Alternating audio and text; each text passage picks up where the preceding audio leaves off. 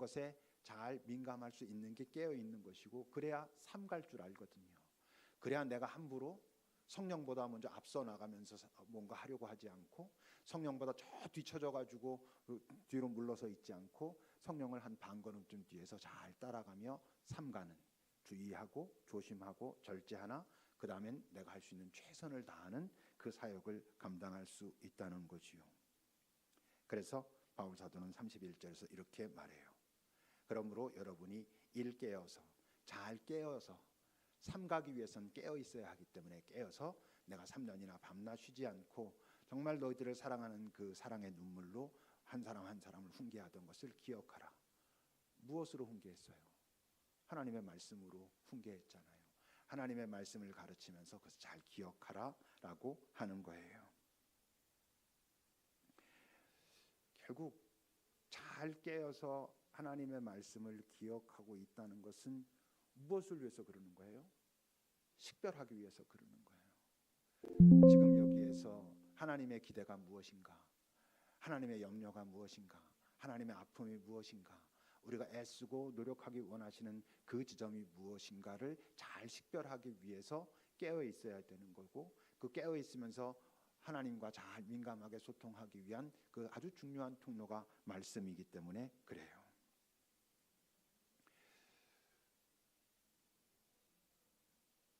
우리는요, 예수를 믿었고 하나님을 믿었다면, 그래서 모인 공동체도 그렇고 한 명의 개인도 그렇고 우리는 이제 두 개의 세상에 살고 있잖아요.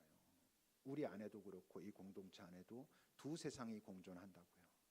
하나님을 알지 못할 때 우리가 그냥 내가 이 세상의 주인이고 내 인생은 나의 것이라고 믿고 살았던 그 세상이 여전히 이 안에도 있고 우리 안에도 있고, 그리고 하나님을 알았기 때문에 그 하나님의 나라를 우리가 맛보며 살고 있고 이 안에도 그렇고.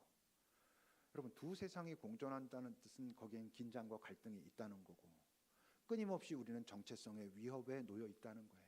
내가 누구인가? 나는 하나님 나라의 백성인가? 이 땅의 백성인가라고 하는 그 정체성의 위협 속에 놓여 있다고요. 그래서 바울 사도가 이런 염려를 하는 거예요. 29절입니다. 내가 떠난 후에는 사나운 이리가 너희들에게 이 공동체로 들어와 가지고 그 양떼를 아끼지 않고 함부로 대하게 될 것이다.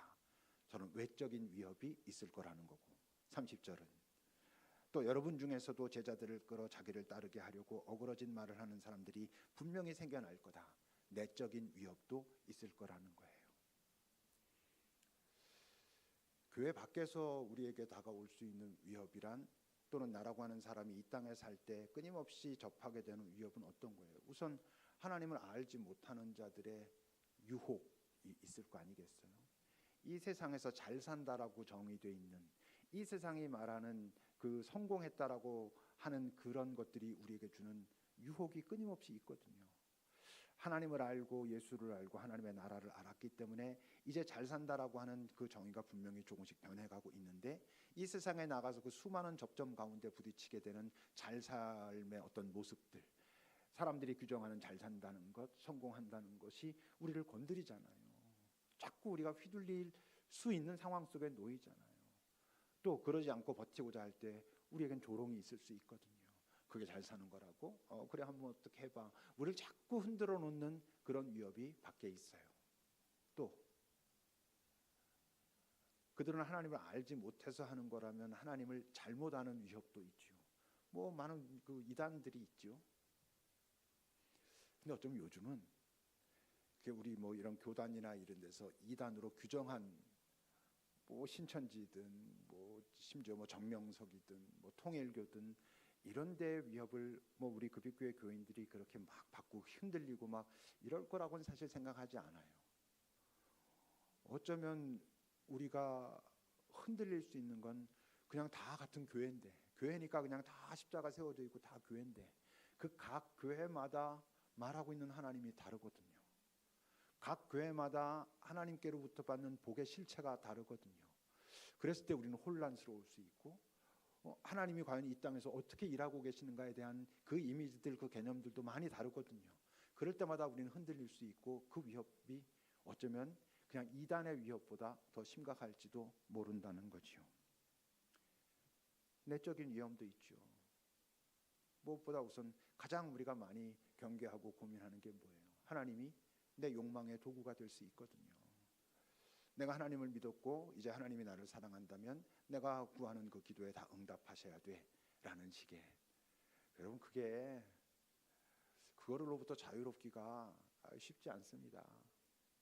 뭐 내가 뭐 원하는 어떤 것에 대한 것도 그렇지만 특히 내가 힘들고 어려울 때 하나님이 내 삶에 개입해가지고 그 문제 탁탁 해결해 줬으면 얼마나 좋겠어요. 내가 하나님 믿기도 좋고 하나님 전하기도 좋고 다 좋은데 안 하시는 것 같거든. 여러분 그때 우리는 우리 정체성의 위협에 직면하죠. 난 그런 하나님은 싫어. 이렇게 되기 쉽잖아요. 많이들 아마 경험해 봤을 거고 그런 도전에 뭐 서 있어 봤을 거고 말이에요. 그런 위협을 이겨내야 되고 잘 깨어 있어야, 하나님 앞에 민감해야, 하나님과 잘 소통해야, 진짜 하나님의 마음을 알아야 나를 향한 그분의 아픔 또는 그분의 위로, 그분의 기대, 그분이 함께 가자고 하시는 그 초청, 그걸 알아야 그런 것들을 이겨낼 수 있고, 또 교회 안에서 뭐 우리 교회는 저는 별로 없는 것 같은데 그 분별 없는 열심이 있어요. 하나님을 알기 때문에 이 안에서 하나님 위해서 충성한다고 하는데 자기 방식으로, 아까 말한 걸로 하면은 성령보다 자기가 더 앞서가면서 이렇게 하나님 앞에 충성한다고 하면서 성령 보러 내 뒤쫓아오면서 나를 도와달라고 이러는, 이렇게 말로 하면 에이 누가 그러냐고 말할지 모르지만 많은 곳에서 그런 일들이 벌어지고 있어요. 그 사람들은 하나님에 대한 사랑과 그의 위로와 이런 것들을 경험하기 전에 어떤 일로 내몰리고 그러다 지치고, 한때는 정말 열심히 했고 충성을 다했고 열매도 봤던 것 같은데 시간이 지나고 나오면 돌아서 보면 뭔가 허하고 내가 뭐 했지, 이렇게 되는 경우들이 있고, 그 분별 없는 열심이라는 게 다른 말로 하면 삼가지 않는 열심인 거예요. 주의하고 절제하고 잘 살펴보는, 과연 성령께서 지금 여기서 나를 이끌고 가기를 원하시는가를 식별하지 않는 열심들. 그분들이 악의로 그러진 않아요. 분명히 마음속엔 선이고 하나님을 위해서고 너가 이렇게 해서 믿음이 자라야 되고 이렇게 해서 충성해야 돼라고 하는데, 여러분 그게 폭력이 될 수도 있다는 걸 우리는 알고 있어야 돼요. 저는 분별 없는 열심보다는 아직 자신이 없고 사실은 열심도 없고 그래서 조금 게으른 게 더 낫다고 말하면 또 게으르기로 작정할 분들이 없다는 걸 알기에 저는 분별 없는 열심보단 차라리 그냥 있는 게 전 더 낫다고 생각해요. 그러다 어느 순간 깨달음이 올 거고 옆에 있는 건강한 도전에 도전받을 거고, 그렇게 해서 움직이는 것이 저는 훨씬, 하나님이 뭐 우리 없으면 일을 못 하시겠습니까? 하나님의 일은 기다리기 때문에 늦는 법은 없다고요. 저는 성령께서 밀어내실 때까지, 억지로 밀어내실 때까지 기다려도 전 늦지 않는다고 생각하고 사실 그런 경험을 많이 했어요. 결국 뭐겠어요?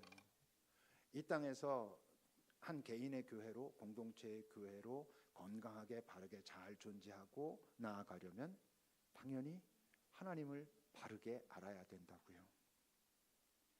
근데 하나님은 영이시잖아요. 우리처럼 이렇게 대면하여 만날 수 있는 존재가 아니잖아요. 그럼 그 하나님을 어떻게 만나지? 맨날 하나님 만난다고 하는데, 그러다 보니까 이제 뭐 다양한 뭐 각자 뭐 있지만 가장 기준이 되고 기본이 돼야 되는 건 뭐겠어요? 당연히 하나님의 말씀을 통해서 하나님을 만나는 거고, 그래서 말씀을 계시의 말씀이라 하는 거예요. 계시의 말씀은 당신의 뜻을 알려주는 말씀이라는 의미도 있지만 더 본질적으로는 하나님 당신을 계시하시는 말씀이란 뜻이에요. 그 말씀 자체가 하나님의 속성을, 하나님의 모습을, 하나님의 마음을 우리에게 보여주고 있기 때문에 그런 거지요. 32절은 이렇게 말해요.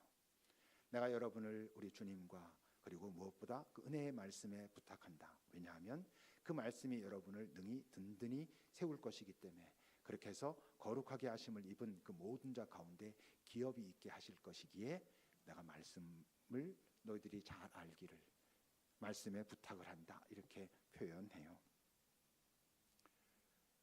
근데 정확하게 말하면, 굳이 구분해서 말하면 하나님을 만나는 것은 말씀이 아니에요. 말씀하시는 바인 거예요. 여기서 제가 말씀이라고 할 땐 문자를 말해요. 성경이 기록되어 있는 이 글자들, 이 문자들이 하나님을 만나게 하는 게 아니에요. 이 글자가 지금 나에게 우리에게 말씀하시는 바, 그 글자의 의미, 그것이 오늘 내가 만나기 원하는, 나를 만나기 원하시는 하나님을 만날 수 있는 거예요. 그래서 그런 말이 있어요. 성경은 우리에게 주신 것이 아니다. 성경은 우리를 위해 주신 것이다. 어떤 의미에서 그러냐면 신약 성경은 1세기에 팔레스타인 땅과 그 지중해 연안에 있던 그 땅들, 거기 있는 사람들, 그 정치, 그 문화, 그 사회 속에서 로마의 지배하에 있던 그 컨텍스트 속에서 주어진 그런 글이에요. 성경은 성경을 기록하려고 기록한 책이 아닌 거 아시죠? 누구에게 읽히려고 한 거예요. 예수님을 알려주려고. 근데 누구였어요? 그 대상들이 1세기에 살았던 그 지역에 살았던 사람들에게 준 글이에요. 근데 이걸 똑같이 문자 그대로 지금 21세기에 대한민국 서울에 있는 사람들이 이걸 문자 그대로 따른다고 하면 2000년 전에 예수님이 거기 있는 사람들에게 무엇을 말씀하셨구나 알 수 있지만 지금 21세기를 살고 있는 오늘 나에게 무엇을 말씀하신가는 알 수 없어요. 그래서 오늘 누군가에게 하나님에 대한 말씀을 말하겠노라고 여기 있는 문자 그대로를 말하는 건 폭력이 되는 거예요. 거긴 고민이 없는 거예요. 삼가는 마음이 없는 것이죠.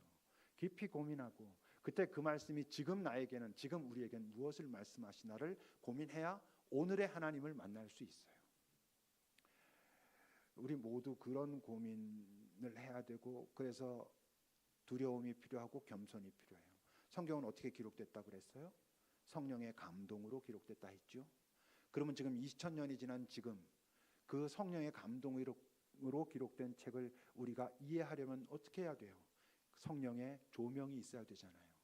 2000년 전에 그들에게, 그 사회 속에서 그들을 감동시켜서 그들에게 기록한 그 책을 21세기에 지금 우리들에게 다시 성령께서 풀어 나에게, 우리에게 말씀하시도록 해야 그 말씀의 의미를 바르게 알 수 있고, 그래야 여러분 오늘의 하나님을 만나는 거예요. 2000년 전, 4000년 전 하나님이 아니라, 구약 성경은 그보다 더 전에 3000년, 4000년 전에 히브리 민족 신이었던 그 하나님을 믿고 있던 자들이 공유한 책이었잖아요. 그거를 지금 4000년이나 지난 지금에 와서 그대로 적용한다고? 그게 하나님의 복이라고? 그러면 안 되죠. 그러면 그 하나님을 만날 수 없어요. 그래서 말씀은 많이 아는 게 중요한 게 아니고, 많이 알아야 되지만 더 중요한 건 바르게 아는 거예요. 바르게 안다는 건 오늘 성령께서 조명해 주신 그 말씀을 이해하는 것. 여러분, 그래서 말씀은 그냥 쭉 읽는다는 것으로는 되지 않아요. 읽음으로 말씀에 낯이 익을 수는 있죠. 그러나 그 다음엔 그 말씀을 묵상하고 성령의 조명을 구하고 겸손히 기다리고, 이런 시간이 있어야 그 말씀의 실체를 만나게 되지요. 그리고 이제 마지막으로 권면합니다. 33절부터입니다. 내가 아무의 은이나 금이나 의복을 탐하지 않았다. 사실 이 시대의 목회자들이 많이 긴장해야 될 이야기죠. 목회자라고 하는, 말씀 전하고 하는 것이 어떤 권력이 되면 안 되는 거거든요. 그것을 통해서 축제하고 그것을 통해서 부자가 되면 안 되는 거잖아요. 여러분들이 아는 바와 같이 손으로 나와 내 동행들이 쓰는 것을 충당했다. 저것은 바울의 독특한 사역의 방식이었어요. 사실 모든 사역자들이 그러진 않았어요. 근데 바울은 자신이 텐트 메이커였고 또 그런 사람들을 많이 만났었고, 그걸 통해 가지고 사람들과 접점을 만들면서 했어요. 근데 마지막 순간 이런 얘기를 하면서, 내가 너희들에게 정말 이렇기 때문에 자신만만하게 말할 수 있어, 이렇게 말해요. 그러면서 핵심은 35절이죠. 범사에 내가 여러분들에게 모본을 보여준 것과 같이 해라. 네가 수고하고 애써서 가진 그것으로 약한 사람들을 도와라. 그게 귀해. 이렇게 말하는 거예요. 그러면서 예수님께서 그렇게 말씀하셨잖아. 주는 것이 받는 것보다 복이 있다 하셨던 그 말씀을 기억하라. 주는 것이 받는 것보다 복이 있다라는 것도 헌금 열심히 하면 복 받는다 이렇게 쓰면 안 되는 거예요. 저 말은 주는 자가 더 크게 복 받는다는 의미가 아니에요. 잘 진심으로 준다는 것은 이미 자기가 복 받았다는 증거야, 이런 뜻이에요. 자기가 복 받았다는 것을 이해하고 있고 그 때문에 감사할 수 있고, 이런 자들이 지금 자기가 가지고 있는 것이 무엇이든, 그리고 그것이 얼마만큼이든 그것보다 더 적은 자들, 그리고 그것이 없기 때문에 힘들고 아파하는 자들을 기꺼이 도울 수 있고, 그럴 때 그는 진짜 너를 통해 하나님의 위로를 경험할 거야. 그게 복이야. 이렇게 말씀하고 있는 거예요. 내가 진심으로 나누어서 누군가 기쁨을 누렸다면 그의 기쁨은 사실은 나의 기쁨이고, 더 나아가 내 인생의 열매가 돼요. 하나님 나라에 쌓이는. 이 땅에서 내가 가진 것으로 내가 즐거워하는 건 성경에서도 그랬잖아요. 네가 이 땅에서 받을 거 다 받은 거네 이랬어요. 근데 그것을 가지고 나누는 사람은 하나님 나라에 그것을 쌓는 것이다, 이렇게 말씀하셨죠.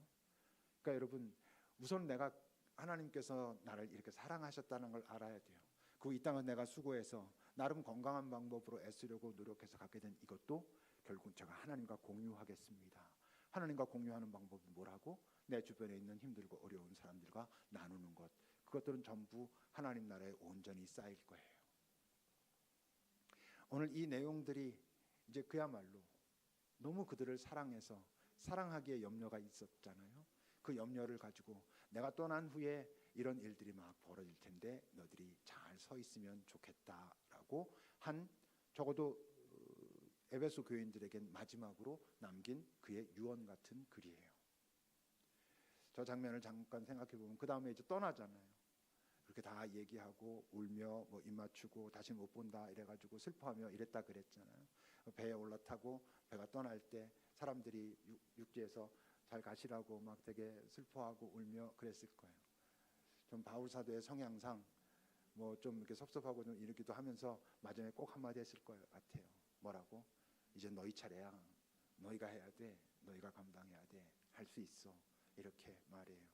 에베소 교인들에겐 정말 큰 기억할 만한 그런 위로의 자리고 도전의 자리고 그랬겠죠. 우리 급식교회도 시간이 많이 지나도 우리가 지켜야 될 우리의 정체성을 지키면서 하나님의 뜻에 민감하고 잘 깨요. 그러므로 잘 삼가면서 주의하고 절제하면서 서로를 돌아보고 내가 가진 것을 감사할 줄 알고 이미 복받은 자라는 것을 깨달을 줄 알고 그래서 잘 나누는, 그래서 이 공동체를 통해서 하나님 나라가 경험되고 이 공동체에 있던 자들이 흩어지면 하나님 나라를 들고 나아가는 그런 파송된 자들로 살아갈 수 있기를 우리 하나님께서 기대하실 것입니다. 기도합시다.